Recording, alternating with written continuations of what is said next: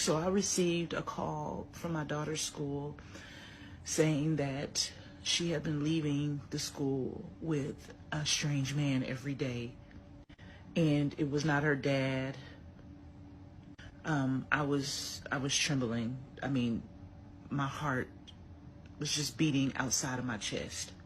I've always made it a point to tell the school that if my daughter leaves with someone outside of ourselves, that they described this man. They said he was tall, stubby, looked like he was out of shape. His hair was fragile. He had a light mustache. It was, oh my God, I was shaking. I asked them, did they have any proof? They sent over a photo. My heart started beating. I started whimpering. I was shocked. It was me without my wig. It was me, y'all.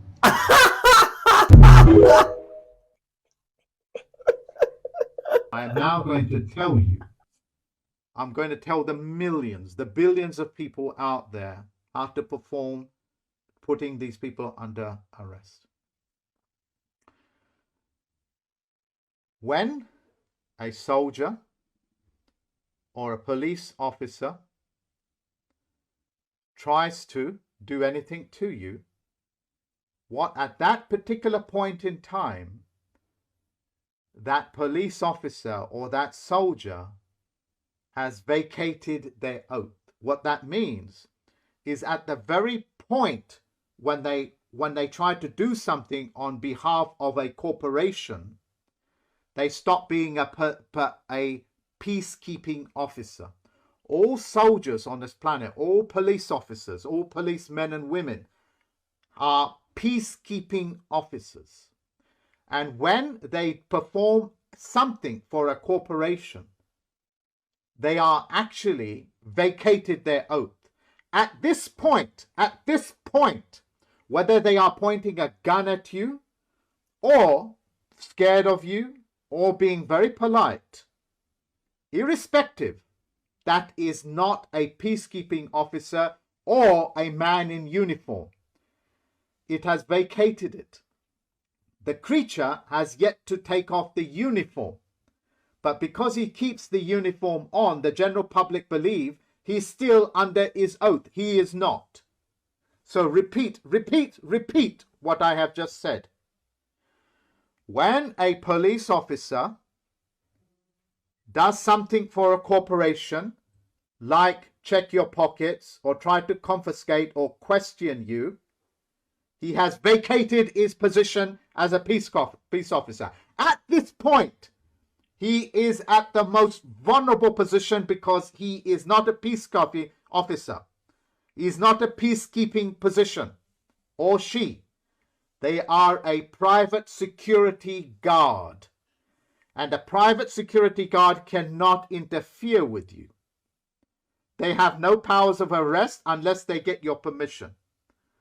Unless they say you understand. So at this point, he is at the most vulnerable. This is when their flesh and blood is revealed as being the most vulnerable, and their uniform and their guns cannot protect them. At this point, you tell them you have vacated your peacekeeping officer's oath. Okay, as a result, you are now in your private capacity, because they're now a private man or a woman. You're a private person operating as a mercenary on this land, trying to privatize me. That means they're trying to practice piracy on you. At that point, you can now put that man who's practicing piracy under arrest by using these words.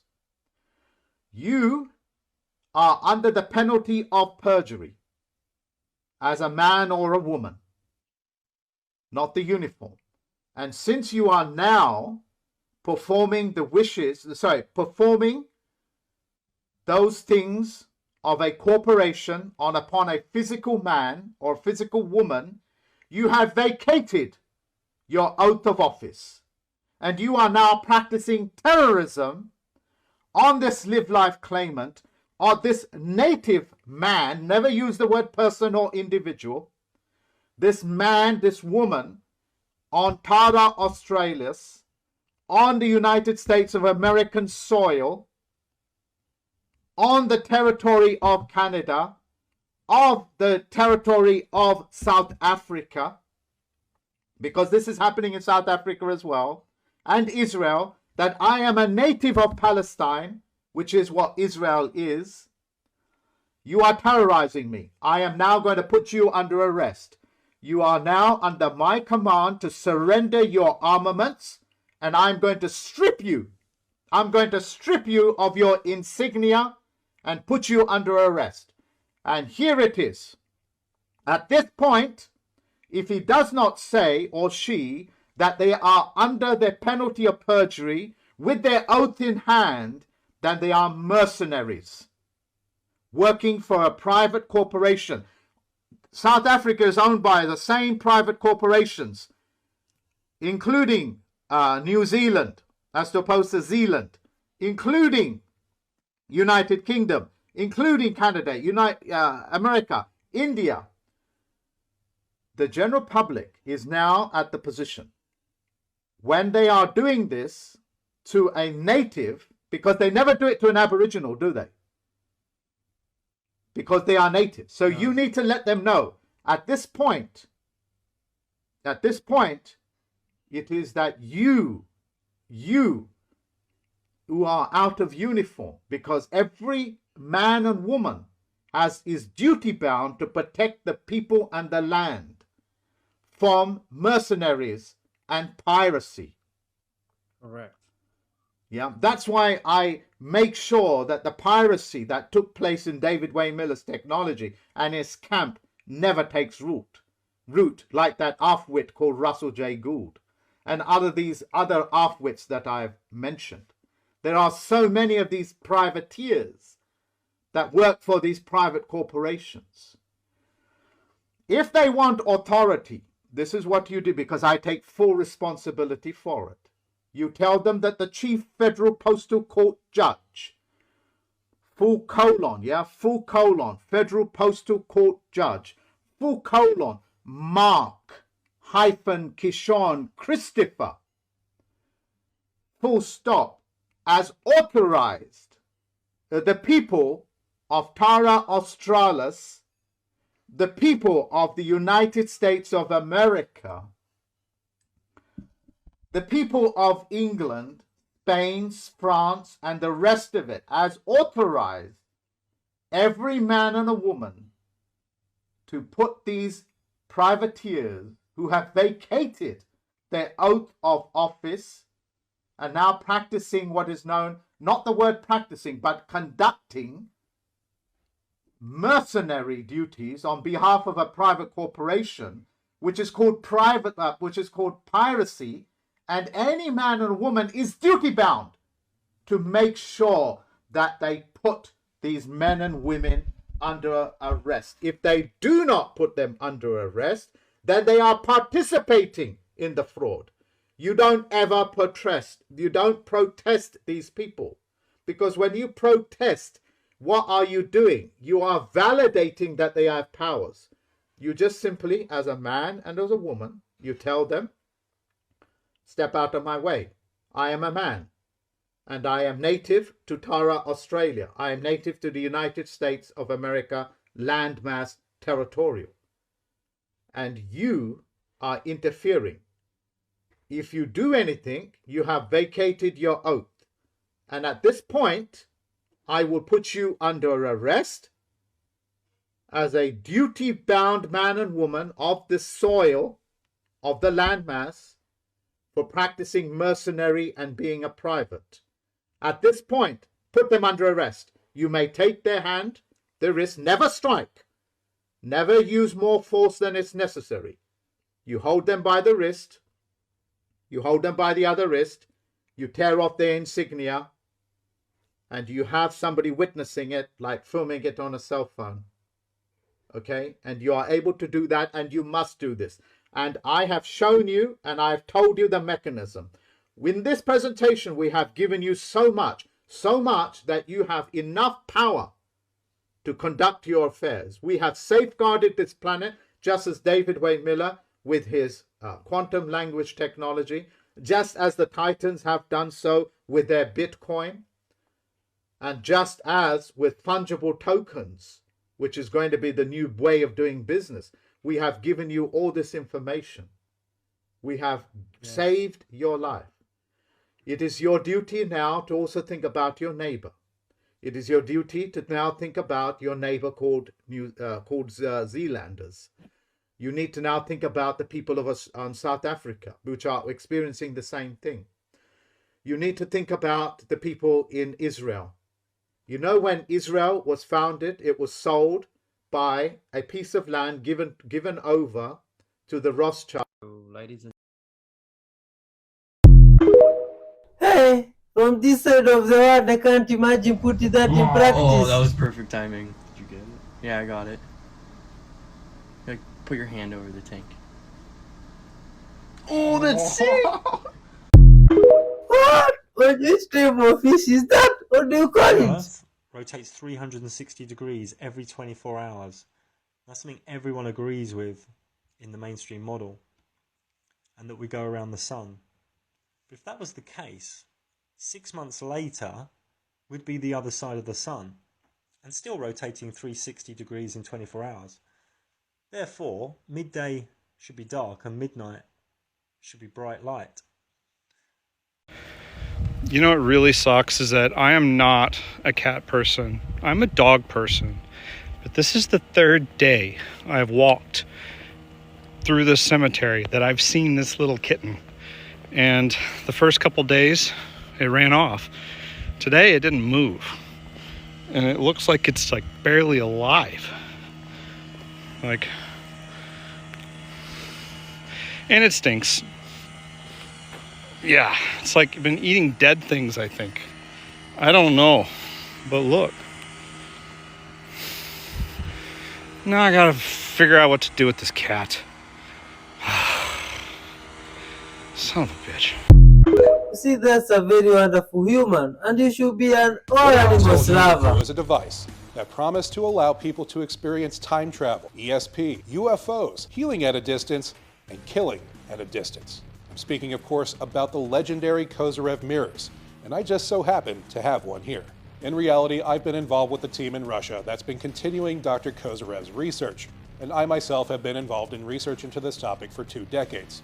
And the truth is so much more shocking than what you've been told that it's time to clear up some of the social media misinformation and give you a masterclass into what Kozyrev mirrors are, what they do, how they do it, including a demonstration of their properties. It all began in the late 1990s when I was a teenager reading the book called Psychic Discoveries Behind the Iron Curtain by Sheila Ostrander and Lynn Schroeder, published in 1970. Chapter 13 is called Time, A New Frontier of the Mind, and they go deep into the research of Dr. Nikolai Kozyrev, who was one of the Soviet Union's most renowned astrophysicists. Through a series of very fortuitous observations during his work as an astrophysicist, Kozyrev developed some very interesting theories on the true nature of what we call time. Kozyrev believed that time is the most important and enigmatic property of nature, and that it links us all and all things in the universe past, present, and future. He and his teams also believed and proved that it's the mechanism by which phenomena like precognition and ESP occur, and that by focusing this energy, a person could do amazing things. Now, curiously, this book was published in 1970. And until Dr. Kozyrev's death in 1983, his research seemed to have gone dark to everyone except a few intelligence agency scientists. And that's for very good reason. Dr. Kozyrev didn't invent the Kozyrev mirrors. That was done by a colleague of his, Vlail Kazanachev. And he published 2 very interesting papers while Kozyrev was still alive. The first, from 1974, was titled The Apparent Information Transfer Between 2 Groups of Cells. And the second was called Distant Intercellular Electromagnetic Interactions in a 2-Tissue Culture System from 1980. And what did these papers describe? Well, they showed that his team was able to take 2 cell cultures in 2 different petri dishes, and under the proper circumstances, they were able to kill off, poison, irradiate, or infect the cell culture in one of the dishes and transfer it at a distance into the cell culture of the second dish. These dishes were not touching or connected in any way. This was referred to as death transmission via the paranormal channel. Apparently, this team ran over 5,000 experiments to nail down just how to do this most efficiently. And to add more fuel to that fire, this is a CIA paper that was just declassified in 2020. The paper was written in 1991, and it describes secret Soviet clinical tests starting in 1987 at the USSR Immunology Institute in Novosibirsk, where they were conducting research on the effects of dioxin, a component of Agent Orange, on the human immune system. From 1987 to 1988, some 3,000 patients underwent non-traditional medical treatment at the Clinical and Experimental Medicine Institute, and this treatment included the use of psychic methods. Dr. Konstantin Butieko was the head of this laboratory, and part of their approach was to have medical specialists attempt to psychically transfer bioenergy to patients to enable them to control asthma, sinusitis, allergies, chronic bronchitis, pulmonary inflammation, and heart disease. Apparently, Dr. Butieko had perfected his methods in the 1980s by conducting experiments with patients placed in the middle of a room between two concave mirrors fixed on the opposite walls. The researchers believed that the mirrors focused psychic energy. And this CIA document quotes from none other than Dr. Kazanachev, who they cite as a well-known ESP authority who has done several successful ESP experiments along the same lines. The mirrors they were using were early versions of the Kozyrev mirror. Now, before all the internet skeptics get pissy and crinkle up their weak chins and spit out their soy milk to type up an angry response that this can't possibly be real, this research was independently verified by Dr. Carmel Mothersill and her colleagues at McMaster University in Hamilton, Ontario, Canada in 2013. In her words, she has found in vitro and in vivo evidence for bystander information transfer from irradiated to unirradiated cells, tissues, and animals. That's psychic transmission, folks, what people have been calling magic. And to be very clear, I'm saying that expanding on Kozyrev's research, they were able to heal and kill at a distance, and that the US government took it seriously enough to classify it for 30 years. And this is where the story of Kozyrev's mirrors should actually start. What's being passed around social media about the Kozyrev mirrors being built and tested in 1990 is very misleading and only a very small part of the story. It leaves out 20 years of extremely important context, that the Soviets had been working on methods to focus psychic energy to create physical outcomes decades earlier, and by all accounts, they got pretty damn good at it. Hold on to your butt.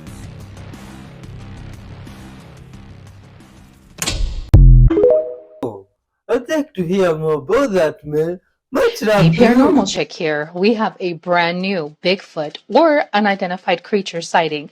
This was actually captured around November 7th, 2023 in Salt Lake City, Utah. This worker was on his tractor when he sees something on the mountain. Whatever it is, it's massive. Is it Bigfoot? Is it a shadow? Take a look and you tell me. I don't know, that thing's kind of creepy. It's like a person's silhouette up in them clouds. I'm sorry. If it was your mountain, I'm sorry I broke it.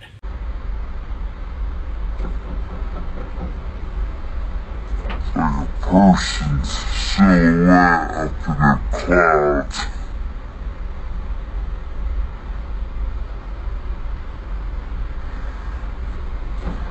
I'm sorry if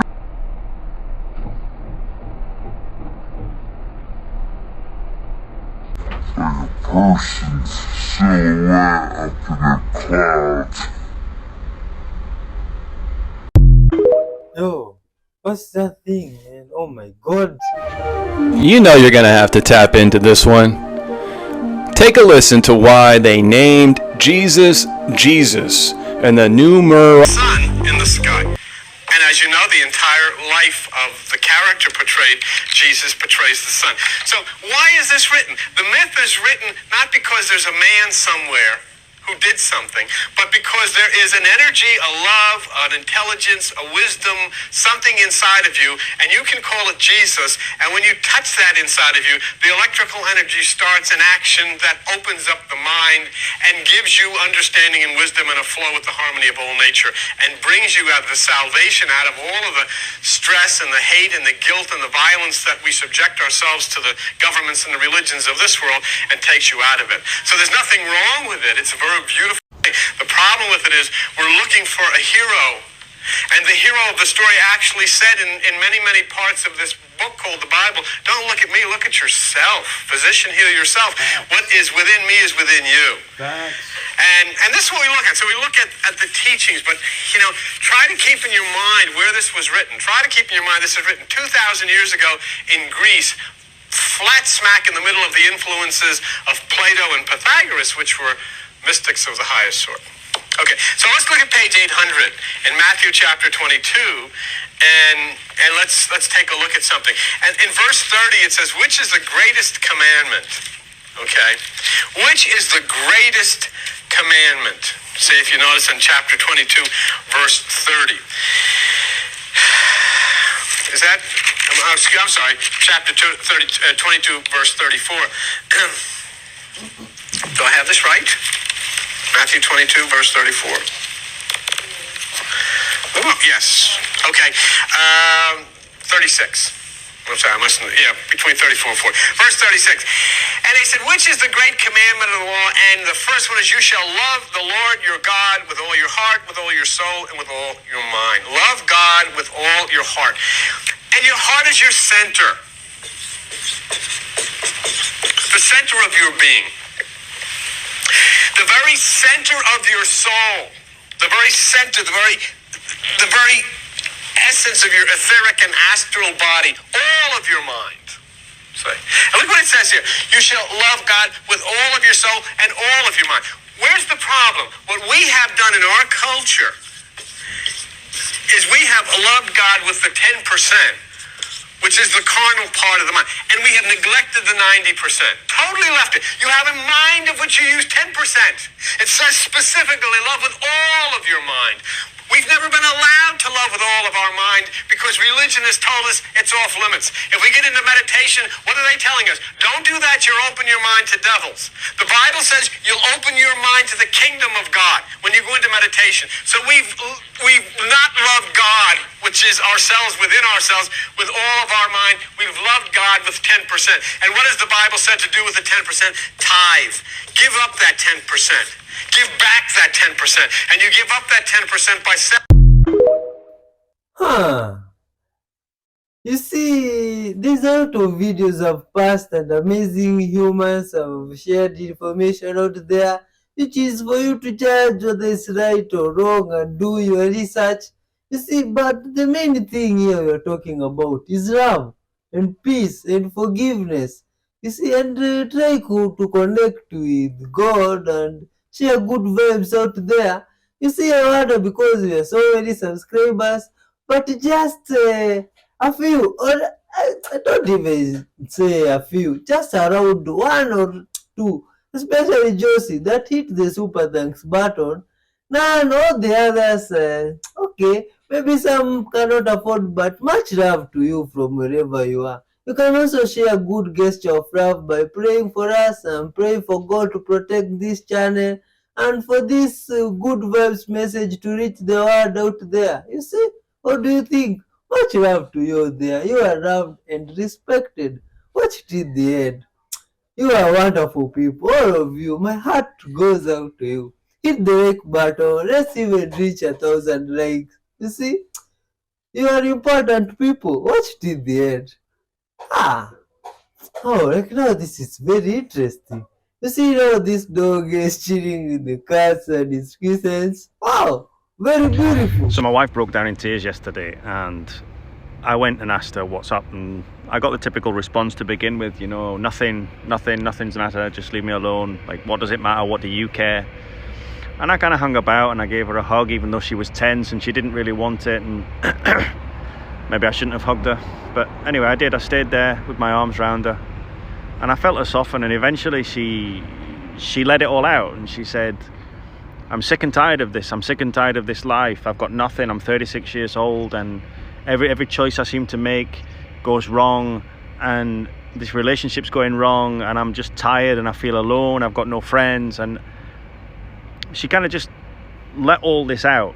And I said, thank you for telling me this. And she said, I don't know why you're thanking me for telling you, because I tell you this all the time.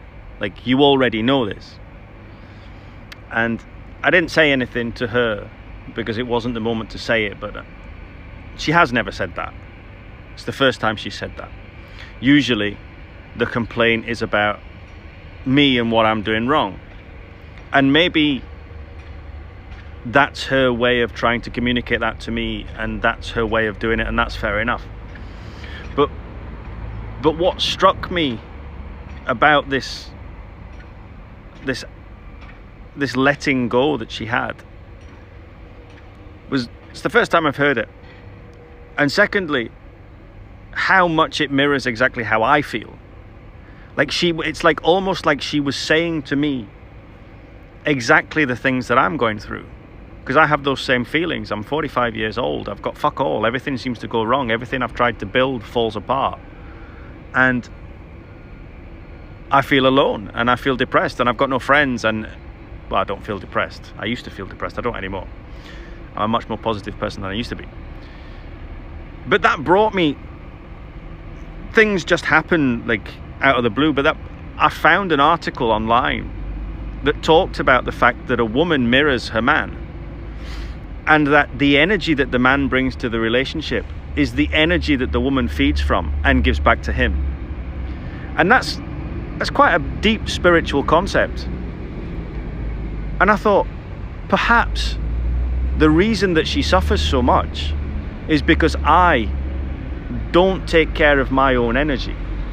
I allow myself to be withdrawn. I allow myself to be distant. I distance myself from people. I'm not very sociable. I don't have many friends. I don't go out. We don't go out as a couple because I don't go out. And perhaps the real deep spiritual meaning behind all of this is that I'm not in control of my energy. And that is what's rubbing off on the relationship, and that's what's rubbing off on our family, and that's what's causing all the problems. And that's why I'm on this personal improvement journey, to improve my energy. And maybe it's too late. Maybe it's gone too far. Maybe it can't come back. You know, she said she wants me to go. She wants me out of the house. She finds my presence disturbing. And you know, and maybe that's what's going to happen, and that's what's going to have to happen. But anyway, I thought it was quite interesting. Yo, much love to you there, and whatever you're going through, God can come through.